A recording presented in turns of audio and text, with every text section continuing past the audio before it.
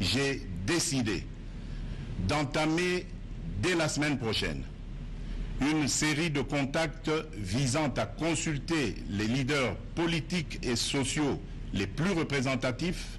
Félix Tshisekedi veut redéfinir la cartographie politique en République démocratique du Congo. D'un ton ferme, le 5e président invite toutes les couches sociales à se joindre à lui dans l'objectif de former l'union sacrée. Union sacrée, oui, mais contre qui?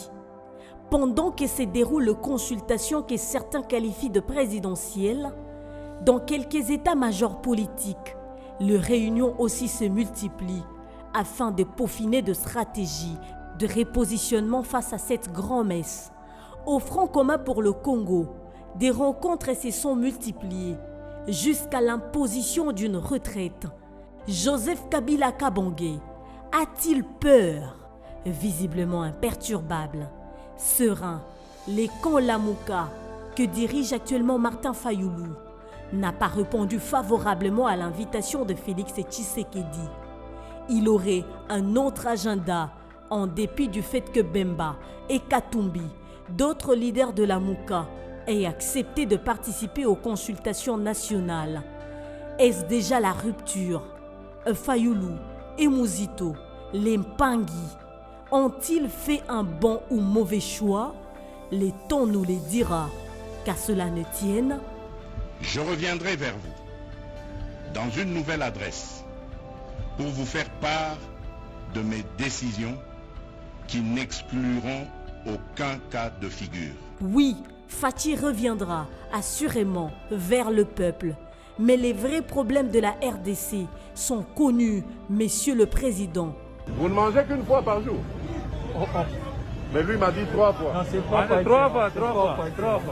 La population ne mange pas à sa faim. Quelqu'un nous avait dit une fois que depuis les années 60, l'homme politique congolais a toujours été un problème plutôt qu'une solution. Félix Tshisekedi peut-il faire mieux que son prédécesseur qui n'a pas su changer l'homme congolais, mieux l'homme politique congolais? Un autre vrai problème qui gangrène le développement du pays. Des routes, l'eau et l'électricité, l'enseignement, la création des emplois sont quelques faits majeurs décelés depuis des lustres et qui ne demandent que de bons animateurs et un bon leadership fort pour mettre la machine en marche. Que vont apporter tous ces caciques de la politique qui piétinent le tapis rouge du palais de la nation? Est-ce par souci d'aider les chefs de l'État? Est-ce pour leur propre repositionnement politique?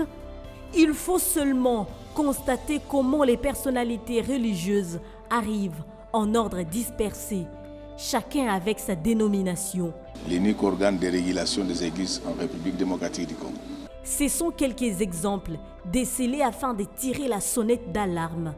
Les consultations, oui, Monsieur le Président, les peuples attendent plus. C'est déjà 2 ans consommés. Il vous reste 3 ans. Il est certes vrai que c'est une mandature émaillée par plusieurs embûches et embuscades. Tapez, tapez alors, tapez du poing sur la table. Peut-être que la table se brisera et les Congolais pousseront enfin un ouf de soulagement durable.